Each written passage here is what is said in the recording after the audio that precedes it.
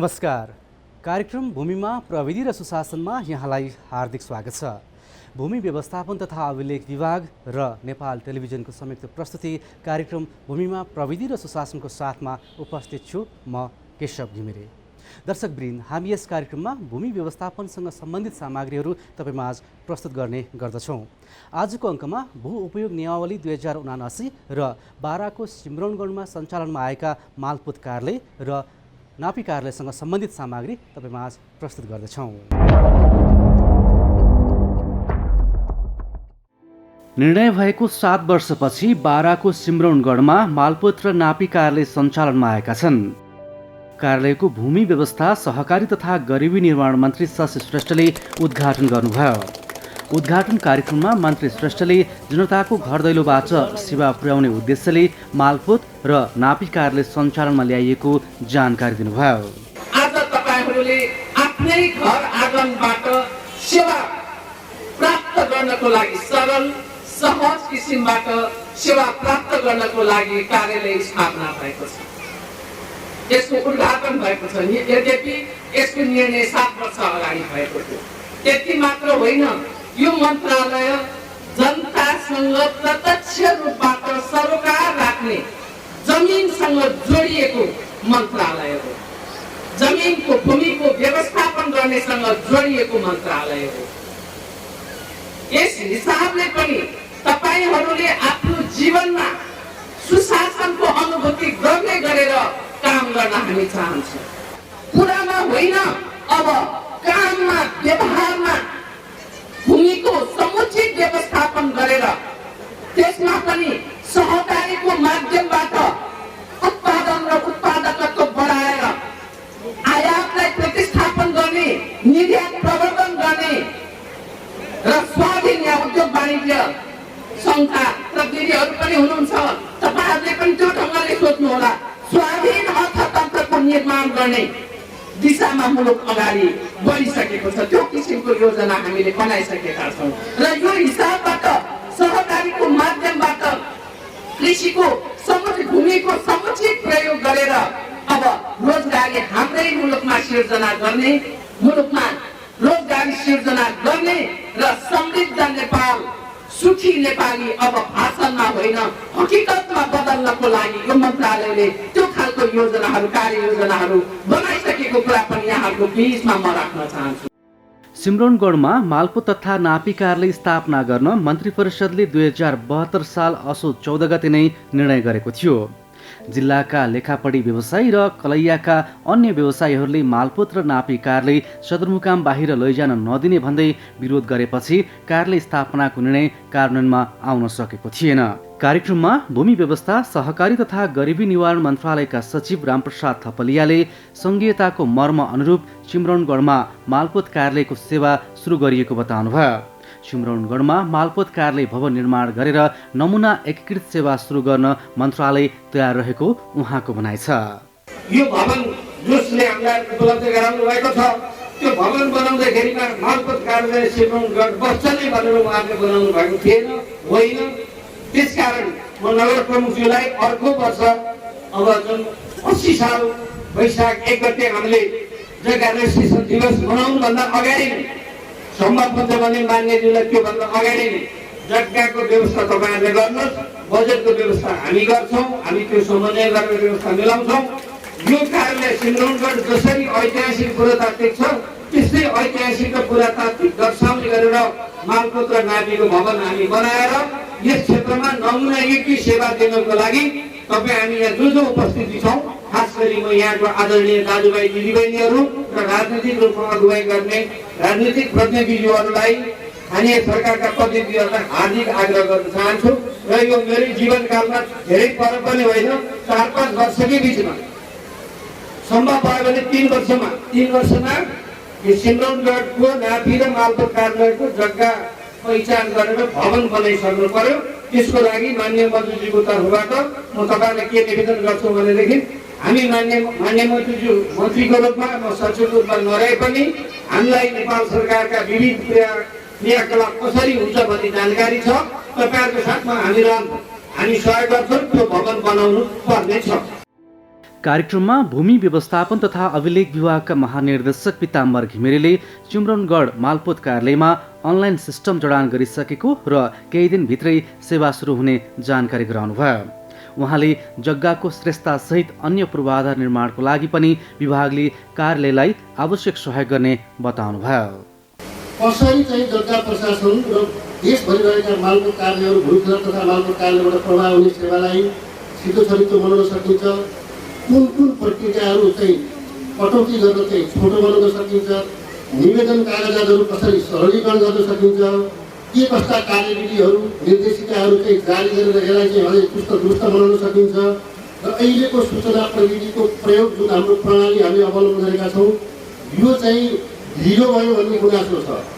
यसलाई कसरी छिटो छरितो बनाएर सर्भर डाउन हुनेदेखि लिएर यो चाहिँ समस्याहरूलाई निरूपण गर्न सकिन्छ, तुरन्त कदम चाल्नुहोस् भन्ने जुन निर्देशन भएअनुसार केही सुधारका कामहरू हामीले गरेको अवस्था छ। जग्गा प्रशासन सम्बन्धी निर्देशिका कार्यविधिहरूलाई एकीकृत गर्ने काम भएको छ। पुराना निर्देशिका कार्यविधिहरूलाई चाहिँ अहिले परिमार्जन पुनरावलोकन गरेर एउटा एकीकृत जग्गा प्रशासन निर्देशिका जारी गर्ने क्रम छ। सबै मालपोत कार्यालयहरूमा हेल्प डेस्क राखेर नागरिकहरूलाई मनडोर पोलिसीबाट सेवा दिने सन्दर्भमा पनि हामीले चाहिँ गृह कार्यहरू सुरु गरेका छौँ। कतिपय कार्यहरूमा काम पनि सुधार भएको छ। अहिलेको विद्यमान सूचना प्रणाली जुन विभागले अवलम्बन गरिरहेको छ, मालपोत कार्यालयहरूले अवलम्बन गरेका छन्, यसको क्षमता विस्तारका कुराहरू पनि सुरुवात भइसकेको छ। यी फङ्सनल नेचरका कतिपय सुधारका कार्यहरूका साथसाथै माननीय मन्त्रीज्यूबाट केही नीतिगत निर्णयहरू मार्फत जग्गा प्रशासनका सुधार र अग्रगामी निर्णयहरू पनि भएका अवस्था छन्। सिम्रौनगढमा मालपोत तथा नापी कार्यालय स्थापना भएपछि जग्गा सम्बन्धी कामले 25 किलोमिटर टाढा सदरमुकाम कलैया धाउनुपर्ने अवस्थाको अन्त्य भएको छ भने कार्यालय स्थापनापछि स्थानीय तथा सेवाग्राही खुसी भएका छन्। मेरै बाजेको नाममा चाहिँ छ, बुवाको नाममा छ, मेरो नाममा त्यो नामकारी हुँदैन। बेच्छ पनि फलानो तिरबाट यस्तो यस्तो फर भनेर मात्रै बेचिन्छ, किनिन्छ। यो विषयलाई सहजीकरण गरिदिनको लागि म तपाईँहरूसँग विनम्र अनुरोध गर्न चाहन्छु।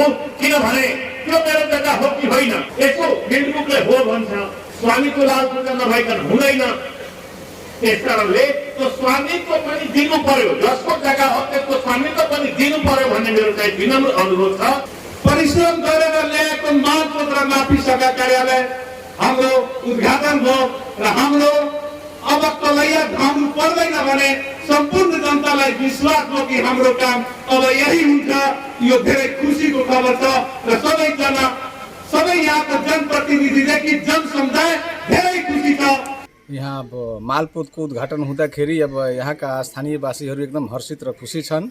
एकदम घर पाए परेको छ, एकदम कम समयमा काम हुन्छ, मान्छेको काम पनि बिग्रिँदैन। त्यसैले यति हर्षित खुसी छ कि अब धेरै उमङ्गमा छन्।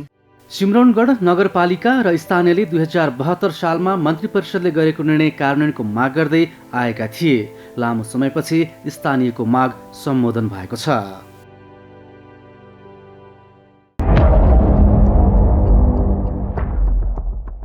दर्शकवृन्द, सरकारले जग्गाको खण्डीकरण र कृषियोग्य जमिनको खण्डीकरण रोक्नका लागि भू उपयोग नियमावली 2079 जारी गरेको छ। भू उपयोग ऐन 2076 कार्यान्वयनका लागि यो नियमावली जारी भएको हो र यो नियमावली जारी भइसकेपछि यससँग सम्बन्धित रहेर केही जिज्ञासा र चासोहरू प्राप्त भएका छन्। ती विषयलाई सम्बोधन गर्नका लागि आज हामीले भूमि व्यवस्थापन तथा अभिलेख विभागका निर्देशक रोशन शङ्कर घिमिरेसँग कुराकानी गर्दछौँ। निर्देशकज्यू, यहाँलाई कार्यक्रममा स्वागत छ। धन्यवाद। निर्देशकज्यू, सरकारले भू उपयोग नियमावली 2079 जारी गरेको छ। यो नियमावलीले कस्ता विषयहरूलाई समेटेको छ, यहीबाट कुराकानी सुरु गरौँ। भू उपयोग नियमावली 2079, त्योभन्दा अगाडि भू उपयोग ऐन 2076 आइसक्यो हो। हामीले भू उपयोग ऐन नियम जारी गर्नुभन्दा अगाडि नै पनि देशको मेची महाकाली सबै भूगोलमा हाम्रा भएका जमिनहरू अहिलेको वर्तमान अवस्था के छ र अब यी जमिनहरूलाई भोलि कसरी परिवर्तन गर्ने अथवा केमा उपयोग गर्ने भन्ने सम्बन्धमा हामीसँग प्रस्तावित डाटा पनि छ। त्यसैलाई आधार मानेर हामीले 2076 सालमा ऐन ल्यायौँ र 2079 सालमा त्यसलाई हामीले नियमावली जारी गऱ्यौँ। यसको समग्र स्थिति हेर्दाखेरि के हो भने विश्वको जुनसुकै मुलुकमा हामीले हेर्दा पनि जमिनको उपलब्धता सीमित छ र त्यसलाई अधिकतम महत्तम उपयोग गर्नु हाम्रो लागि बाध्यता पनि हो। त्यो भएको कारणले कुन जमिन केका लागि उपयोग गर्ने भन्ने सन्दर्भमा यो ऐन नियमहरू आएको देखिन्छ।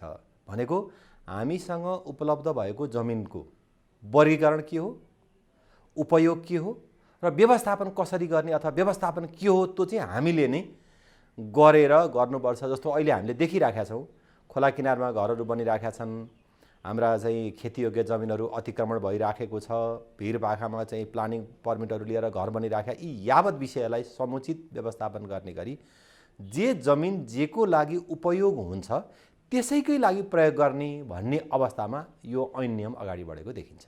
यो नियमावली जारी भएपछि केही समस्याहरू पनि देखिए र केही गुनासा र चासोहरू पनि आए। अब यी विषयहरूलाई सम्बोधनको लागि विभागको तर्फबाट या सरकारको तर्फबाट के कस्ता प्रयासहरू भइरहेका छन्? ठिकै हो, नयाँ जुत्ता सुरुमा सबैलाई बिजाउँछ भने सुरुमा ऐन नियमहरू आउँदाखेरि यस्तै हो, केही कतै केही अप्ठ्याराहरू, केही असहजताहरू स्वाभाविक रूपले जहाँ जहिले पनि आउँछ नि। तर यो नेपाल सरकारले यो ऐन नियम ल्याएको चाहिँ एउटा यहाँको परिदृश्यलाई, यहाँको आवश्यकतालाई, यहाँको समस्यालाई चिर्नैको लागि, समाधानकै लागि ल्याएको भनेर पहिला हामीले बुझ्नुपर्छ। हामी कुनै समय खाद्यान्न निर्यात गर्थ्यौँ, अहिले हामी खाद्यान्नमा परनिर्भर बनेका छौँ। त्यो खाद्यान्नको परनिर्भरतालाई चिर्नको लागि पनि हाम्रो पहिलो महत्त्वपूर्ण जिम्मेवारी कृषि जग्गाको संरक्षण गर्नुपर्ने हाम्रो लागि बाध्यता छ। त्यो कृषि योग्य जग्गाको संरक्षण पहिला हाम्रो प्राथमिकता हो र त्यसपछि कुन जमिन केका लागि अरू विभिन्न 10 भूउपयोग ऐनले को नियम 4ले कृषि क्षेत्रलाई अरू 10 वटा वर्गीकरण गर्न सकिन्छ भनेको छ। तत्त हिसाबमा वर्गीकरण गर्न सक्ने प्रस्ताव छ। अब अहिले त्यो ऐन आउँदाखेरि हामीले चाहिँ मन्त्रालयले 2079 साल जेठको 27 गते एउटा परिपत्र 12 बुँदे परिपत्र जारी गर्यो। परिपत्र जारी गरेको अवस्थामा पहिलो अहिले 6 महिनाभित्र कम्तीमा हाम्रो कृषि योग्य जग्गालाई खण्डीकरण हुन रोक्न अथवा आवास क्षेत्रमा परिणत हुन नदिन कृषि योग्य जग्गालाई कृषिमै कायम राख्ने प्रयोजनको लागि पहिला कृषि क्षेत्र र गैर कृषि क्षेत्र वर्गीकरण गरौँ। गैर कृषिको क्षेत्रको हकमा किताकाट अगाडि बढ्ने नै भयो नियमअनुसार। कृषि योग्य जग्गाको हकमा चाहिँ हाम्रो यो नियमभन्दा बाहिर गएर अथवा विभिन्न वर्गीकरण मापदण्ड त्यहाँ बनाएको छ, क्षेत्रफल तोकिदिएको छ, त्यो नछुट्याइकन चाहिँ कृषि योग्य र गैर कृषि योग्य नछुट्याइकन चाहिँ काम नगरौँ भनेर 6 महिनाभित्र यो गरिसकौँ र 6 महिना पश्चात चाहिँ ऐनको दफा 4 बमोजिम हाम्रो जमिनलाई विभिन्न 10 वर्गमा अथवा आवश्यकता अनुसार अरू वर्गमा पनि थप गरेर वर्गीकरण गर्न सकिन्छ भन्ने जारी भइसकेपछि यसले स्वाभाविक रूपमा केही समस्याहरू, केही दुविधाहरू केही सिर्जना गरेको छ र एउटा हामीले गरेको परिपत्रको सन्दर्भमा स्थानीय तहलाई पनि केही कुरा कन्फ्युजनमा छन्। ठिकै हो, नयाँ कुरा आइसकेपछि उहाँहरूले पनि कन्सल्टेसन गर्नुपर्छ, विभाग मन्त्रालयसँग सोध्नुपर्छ, अरू चाहिँ आफ्ना स्टेक होल्डरहरूसँग छलफल गर्नुपर्छ। केही कन्फ्युजनहरू स्थानीय तहमा पनि हामीले पनि उहाँहरूलाई परेको हेरिरहेका छौँ र क्रमशः यो समस्या चाहिँ अगाडि बढ्छ, यसलाई हामी चिर्दै जान्छौँ र यसले ऐन नियमको मकसदलाई चाहिँ यसले गरेको परिकल्पनालाई यसले पुरा गर्न सक्छ भन्ने हामीलाई विश्वास छ। खास गरी यो नियमावली कार्यान्वयनमा लैजानको लागि कृषि र गैर कृषि जग्गाको वर्गीकरण गर्नमै खास चुनौती देखिएको छ। यो चुनौतीलाई तपाईँहरू कसरी सम्बोधन गर्दै हुनुहुन्छ? त्यो त हाम्रो हजुरले भनेको कुरा चाहिँ त्यो छ। नियमावलीमा पनि कृषि क्षेत्र निर्धारण गर्नका लागि आधारहरू के छन् अनुसूचीमा लेखिदिएको छ। कृषि क्षेत्र लगायत जति पनि हामीले कम्तीमा 10 वर्ग भनेका छौँ, 10 वर्गको वर्गीकरण गर्दाखेरि कस्तो कस्तो जग्गालाई कस्तो कस्तो गर्ने भनेर एउटा त्यहाँ ऐनमै नियमावलीमै पनि एउटा आधारहरू खोलिदिएको छ, मापदण्डहरू सजिलो मापदण्ड बनाइदिएको छ। एक दोस्रो कुरा चाहिँ नापी विभागले प्रत्येक पालिकामा नापजाँच हुँदाखेरिको अवस्था र अब त्यो जमिनको उपयोग गर्न सक्ने अवस्था दुवै किसिमको नक्सा डाटा उपलब्ध गराइसकिएको छ। पालिकामा ती सम्बन्धित व्यक्तिहरूलाई, सरकारवाला व्यक्तिहरूलाई हामीले बुझाइसकेका छौँ। ठिकै छ, त्यो प्राप्त गरेको नक्सा डाटा अन्यत्र कहीँ भयो, फेला परेन अथवा त्यसलाई चाहिँ हामीले प्रयोग गर्न जानिएन भने त्यसलाई फेरि दिनको लागि हामी प्रतिबद्ध छौँ, दिइ पनि राखेका छौँ नक्सा डाटा। र त्यसलाई उपयोग गर्नको लागि प्रयोग गर्न पनि कुनै प्राविधिक सहयोग चाहियो भने त्यो पनि हामीले जिल्ला तहबाटै नापी विभागको समन्वयमा हामीले त्यो पनि स्थानीय तहलाई उपलब्ध गराइराखेका छौँ। भनेपछि अब त्यो आधारमा चाहिँ अगाडि बढ्दै जाँदा कहीँ कतै केही स्थानीय तहलाई समस्या पर्यो, उहाँहरूलाई चाहिँ केही चाहिँ प्राविधिक ज्ञान चाहियो अथवा नक्सा प्रयोग गर्न सक्ने अवस्था चाहिँ भएन, केही भयो भने विभाग मन्त्रालय आफ्नो तहबाट स्थानीय तहलाई चाहिँ सहकार्य गर्न सल्लाह सुझाव परामर्श छलफल जस्तो खालको उहाँलाई आवश्यक पर्छ त्यो हामीले दिन सक्छौँ। र कतिपय अवस्थामा ठ्याक्कै त्यसलाई कार्यान्वयन गर्न परेका अरू असहजतालाई पनि हामीले भनेका छौँ।